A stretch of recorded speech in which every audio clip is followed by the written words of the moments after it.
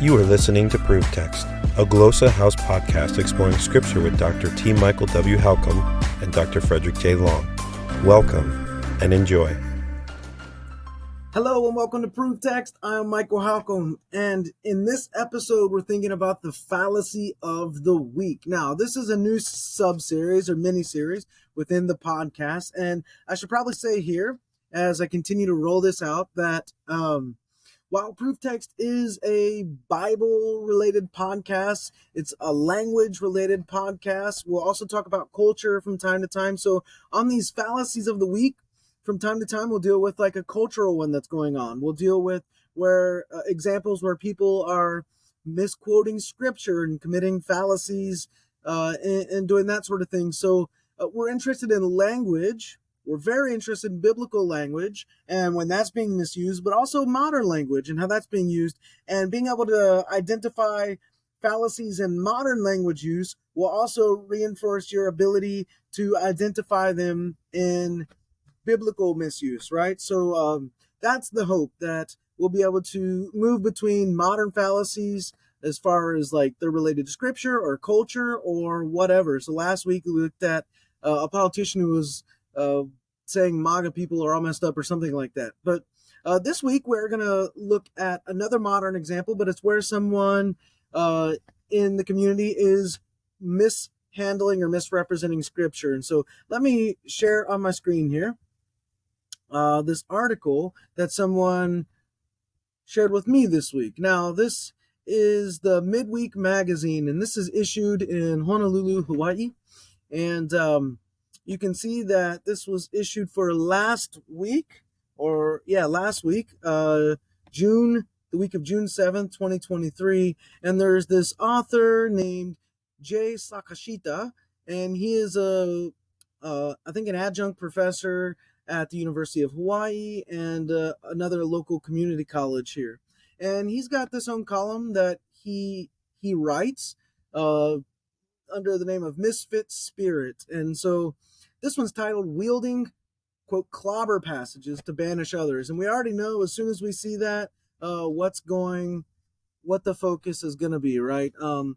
Everyone has referred to the several passages in scripture that explicitly talk about homosexuality as clobber passages. They sort of pull that old political move. Donald Trump was brilliant at this, making up sort of nicknames to villainize people. Well, he's using this nickname for this set of passages to villainize these passages. So one wonders, anytime you hear someone using the phrase clobber passage, why they're interested in scripture at all.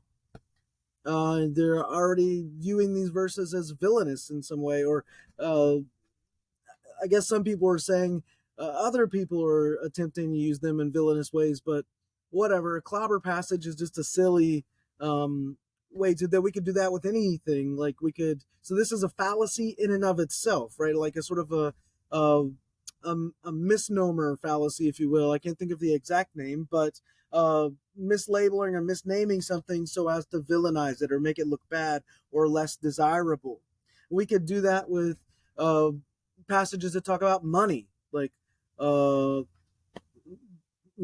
them the bankruptcy passages or something like that. We could come up with anything to do this. Verses that talk about violence, right, as the violence passages or the brutality passages. We could come up with any label to stick on it, and that's what people have done here by calling these clobber passages. Well, they're not clobber passages. They're just like any other passage of scripture that's talking about an issue, addressing an issue explicitly and directly, and saying something about it. So we're going to look at this guy's article, and we're just going to go through and I'm going to point out a bunch of fallacies. So again, the idea is to help listeners and viewers of this podcast to be able to identify fallacies and where authors and speakers are often making those missteps. All right, so let's begin. We're just going to read this. It says, "It is said that scripture should be a rock on which one stands, not a stone thrown to do damage." All right, he says, "It is said." So he's quoting from somewhere, but he doesn't say where. So there's no citation, no source. I've certainly never heard this. Maybe it's a popular saying, but this is a fallacy of anecdotal evidence, right? So there's no source here, no quoting. It's just anecdote. So when it comes to anecdote, it's often not reliable. Okay, I'm also not fond of writers necessarily always opening or closing with quotes. I think you should lead with your own words, just my own literary opinion, but whatever. So he continues, says, yet there are several verses in the Bible that some wield like weapons to hurt others, causing pain especially to those in the LGBTQ plus community. Okay, there are several verses. He doesn't tell us which ones, vagueness, in the Bible that some who. How about you be more specific? This is he's going to do this all throughout the article. You have this fallacy of ambiguity running rampant, right? Or it's called a vagueness fallacy. He's not going to say anything specific or who. He's just going to be vague in general, right? So this is a problem. Some wield like weapons to hurt others. First of all, now he's doing exactly what he does with the title of the article, clobber passage, right? He's using a word to miscaricature a group of people or persons who read the passages evidently differently than he does. Okay, so he's villainizing them by calling them violent. They wield weapons, right? Now, the other thing here is that this is an exaggeration fallacy, right? So he is exaggerating. Scripture as a weapon, like a physical weapon, really? Or a verbal weapon, whatever. Which is interesting because Scripture itself does talk about the sword of the Spirit, and there's all that imagery that Scripture does characterize itself in some sort of spiritual weapon kind of terms. So on the one hand, he's exaggerating, but on the other hand, Scripture itself does offer that imagery to its readers to wield the Scripture in a certain way. Sometimes it does function like a weapon, whether offensive or defensive. Anyways, so he says these are referred to as, quote, clobber passages, unquote, because they're used like clubs to beat people down with. Really, beat people down with. I've never seen anyone beat somebody else down with a set of verses. I've seen a lot of Christians go to these verses to explain their position, to explain why they believe what they believe, to show why they disagree, but I've never seen anyone using them to beat people down. Yeah, so you could point to very extreme groups like Westboro, but even then, like, that's kind of another exaggeration fallacy. You're pointing to one extreme to characterize a whole group of people. That doesn't work. It's a fallacy. As far as any Christians I know personally, and I know thousands and thousands of them, I've never seen or heard a one of them use any passage to beat someone down, much less an LGBTQ person. So exaggeration. So none of that first paragraph stands up. Everything in it is fallacious. And if the whole first paragraph that's leading off the argument, as well as the title, are fallacious, you can expect that what follows is fallacious. How we have a professor doing this in a published piece of work, I don't know, but it's happening. And it's written to a popular level. It says, I'm not able to cover the 6 or 7 passages in a single column, so I'll briefly address one of them here and save the others for future columns. Okay, I'll start with the one that appears in the first book of the Bible, Genesis 2. Okay, Genesis is the first book of the Bible, not Genesis 2, but maybe we're splitting hairs there. Okay, so he goes on, this is the creation story. You may have heard it said that by those who are against the LGBTQ plus community, that God created Adam and Eve, not Adam and Steve. Now, what do you mean against the LGBTQ plus community? Like, it's setting up a false dichotomy there, and again, villainizing. This guy, like, his go-to thing is to villainize people. right? This is the fallacy he keeps making over and over and over. And so no Christian I know is against LGBTQ people. In fact, all the Christians I know want the best for them and want to speak truth to them in love, right? And they're doing their best to maintain fidelity to Scripture.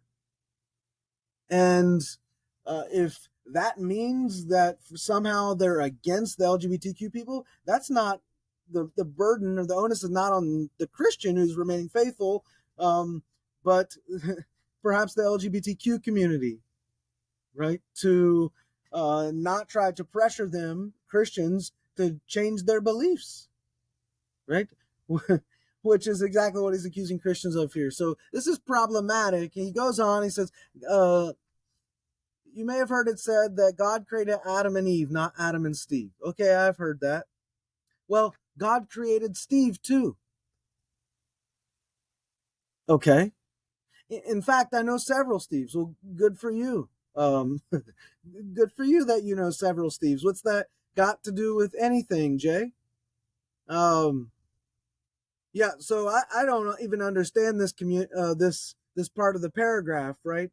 This is what we would call a missing the point fallacy. When someone says God created Adam and Eve, not Adam and Steve, they're not saying that God never created a person named Steve. Totally missing the point. They're saying that God created a man and a woman, not a man and a man, to be with each other. So this is a missing the point fallacy. So many fallacies, like every line has a fallacy. But since opponents tend to cite this story, what story? Adam and Steve? He's losing us here. Tend to cite this story in their criticism of the LGBTQ plus community. Let's take a closer look at it. So he's talking about Genesis, the creation story. Genesis 2? Well, Genesis 1 is where the creation story starts. It continues in 2. Anyway, he says, throughout the creation process, God proclaims everything good. That is not Genesis 1. That's not Genesis 2. That's Genesis 1. Jay? So I don't know what you're citing here, but this changes, however, after God creates Adam. Does it change? For the first time in the creation narrative, something is not good. Okay. God declares that it's not good for Adam to be alone. Okay, I see what he's going to do here, right? Not alone. He's going to use this phrase, to not be alone. It's not good to be alone. That's where he's going to put the bulk of his argument. But I want you to pay attention to something here, that he says it's not good for Adam to be alone in this sentence. And then watch, I want to show you the fallacy of equivocation that happens just in a few sentences. He's going to change this sentence up. He's going to pull a rhetorical move here, right? This is the fallacy of equivocation or ambiguity. I'm going to come right back to this. So Adam needs a suitable companion to form a fulfilling relationship with. Well, no, that's not why God necessarily is creating Eve, for a fulfilling relationship. Well, for procreation, to keep the creation process going, yeah. Fulfilling relationship. This is the fallacy of importing modern day standards back onto Scripture. There is a word for this. Oh, I can't think of it off the top of my head. Anyways, it'll come back to mind for me shortly. So anachronism is what it is. He's being anachronistic when you force modern values or beliefs onto ancient texts or texts from an earlier era. So this idea that a companion for a fulfilling relationship, that's modern language, right? That's anachronism to force that. So there's another error. To meet this need, God creates animals. This doesn't fully address the problem of Adam's loneliness. So God puts Adam to sleep and takes out a part of Adam to form another human being, Eve. When God brings Eve to him, Adam calls her woman, because she was taken out of man, Genesis 2:23. The story goes on to say that they will be united and become one flesh. Okay? Depending on one's interpretation, let's introduce some more ambiguity in of the biblical story. One might believe that animals are God's first choice for lonely people. Really? I've never heard anyone argue that.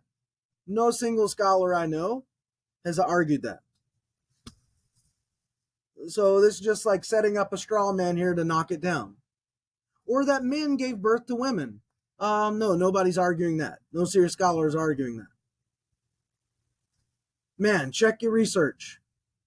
One might also hold the mistaken view that the purpose of a woman's existence is to fill the void in a man's life. Well, I've heard variations of that, and that's correct, but that's not what this is about. So I actually agree here. The fundamental message is a different one instead. Different one instead. Why don't you say different one? The fundamental message is a different one. That's a little bit redundant. Different one instead. But here's the point. It is not good for humans to be alone. Ooh, you see the equivocation here. Down here, God declares it's not good for Adam to be alone. That's what the story's saying. And then he's going to be ambiguous and equivocate and shift the language. It's not good for humans in general to be alone. No. We're still talking about Adam in the story. You don't get to just shift from Adam to humans in general. The Hebrew word used in the above story, and by the way, we could argue that the fundamental message is not this, that it's not good for humans to be alone. There are other points. God is creator. God creates humanity. God creates animals. Like not being alone, right? Or having companionship could be just one facet of it. But the fundamental point, I don't know. I might take issue with that. He says the Hebrew word, show us that you know some Hebrew. Why haven't you told us then about Adam yet? Which is an important word here throughout the story. Anyways, it goes on. And a lot of time when you hear people say this, especially at pop level, the Hebrew means, the Greek means you're just waiting to catch an error. The Hebrew word used in the above story to describe the bond between Adam and Eve is dabak. Genesis 2:24, he cites. It can be translated as cling, join, cleave, glue, adhere. Okay, so why are you telling us this? Which one does it mean in this context, most likely? The word also appears, so there's this fallacy where you can act like every meaning in the dictionary can apply. Well, no, that's not how language works, right? That allows you to be ambiguous to try to make your point and make it mean what you want it to mean. So what's the most likely word is the question we need to be asking here. And he goes on to say this word appears in the biblical book of Ruth, where one woman, Ruth, clings to another woman, Naomi, and vows, where you go, I will go, and where you stay, I will stay. Your people will be my people, and your God, my God. Where you die, I will die, and there I'll be buried. May the Lord deal with me, be it ever so severely, if even death separates you and me. Ruth 1:16-17. He says, this moving vow is often recited at weddings. That's true. Many, however, do not realize that this promise of love was made between two women, not between a heterosexual couple. Whoa! What just happened here? Fallacy central. The fallacy alarm should be going off. Wow! This is insane. Ruth and Naomi are in a parent and daughter-in-law relationship, right? This is a mother-daughter relationship, a mother-daughter covenantal bond. There's nothing sexual about it. So just because one word is used in one context, Genesis 2, and then later in Ruth 1, the same word is used, doesn't mean anything. It depends on what the words mean in the context in which they're used. And clearly, in the context of Ruth and Naomi, we're talking about a covenantal bond between a parent and a daughter-in-law. And in the context of Adam and Eve, we're talking about the covenant between a husband and wife, for lack of better terms at this point, right? A male and a female. So procreation hasn't even entered the story there with Adam and Eve yet.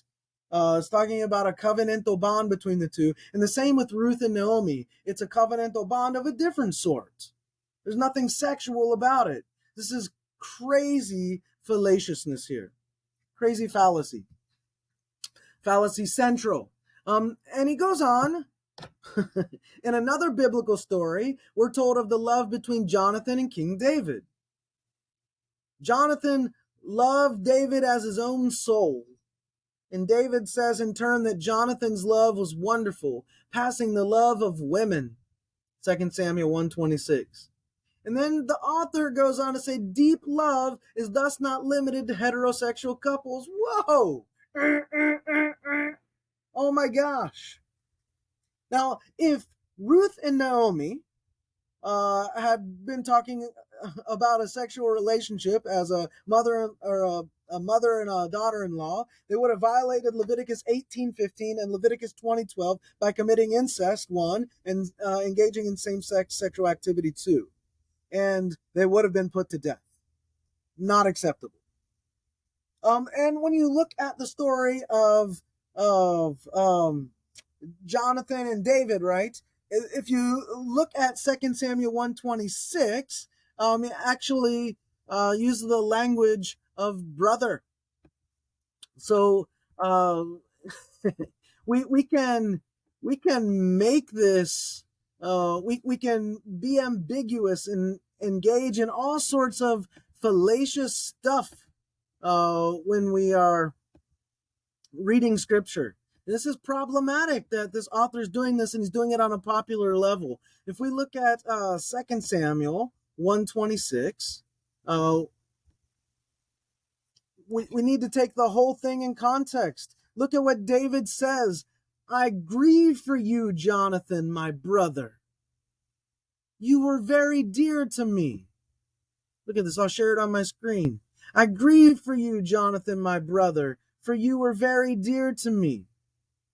Oh, the author of the article leaves that bit out, doesn't he? The bit about brother. Why? Because it doesn't fit his narrative. For the same reason, Leviticus 18:15, Leviticus 20:12, if David and Jonathan had been engaging in a homoerotic relationship, they would have been committing homosexual activity and a sort of this fictitious kinship violation of a brotherhood, right? Almost like an incest. So this is super problematic. Like, this article has zero logic to it at all. Like, it's fallacy after fallacy after fallacy. And he goes on to conclude, if those in the LGBTQ plus community find someone to form a loving relationship with that is characterized by dabak, this seems to fulfill God's intent. Okay, yes, it does. Because dabak in this relationship would be referring in the scriptural examples between Adam and Eve. It's a covenant relationship. In Ruth and Naomi, it's a covenant relationship of a mother and daughter-in-law. And Jonathan and David, it's two brothers, like brotherhood, right? So in Adam and Eve, it's a male and female, a husband and wife.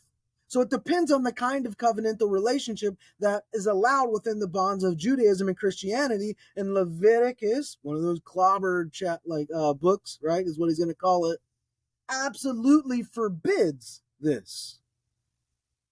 So a relationship characterized by dabak is characterized by covenantal fidelity before God to that person in a way that is holy and in keeping with the desires and commands of God, not just clinging to somebody and engaging in homosexual activity with them. Super problematic the way he's talking about dabak. It's just equivocation after equivocation with language here. He says, those who cast the passages of the creation story as a stone to banish those in the LGBT community to lives of loneliness. No Christian can banish anybody to a life of loneliness.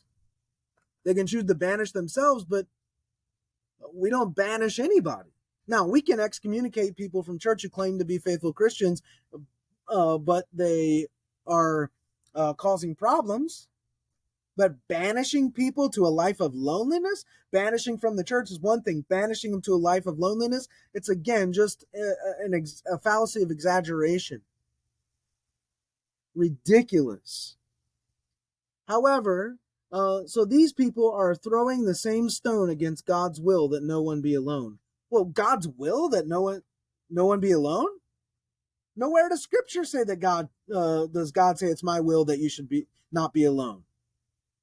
Nowhere. God's will, if you trace it throughout Scripture, is that through holy living, people draw near to God, and as they do, draw others near to God. Through holy living, drawing near to God and drawing others to God. That's God's will throughout the whole of Scripture. But never once says that God's will is that no one be alone. Just making this up. This whole article is just a complete sham, and it's loaded with fallacies. And we as Christians, faithful readers and handlers of Scripture, need to be able to pinpoint these things. So in just a few minutes, we were able to blow this article to smithereens. And boy, what a joke it is. I wish this professor weren't teaching at the university level these kinds of things, or at the popular level these kinds of things. It's really sad. But I'm going to end there, and that's the fallacy of the week, or really the fallacies of the week. I hope that is beneficial to you, and I hope that helps. Interested in growing your ancient language skills but not sure where to start? Glossa House can help. From illustrated readers and short stories to lexicons and grammars, Glossa House offers a variety of resources for beginning, intermediate, and experienced ancient language learners. Head to glossahouse.com today. Glossa House, language resources for the global community.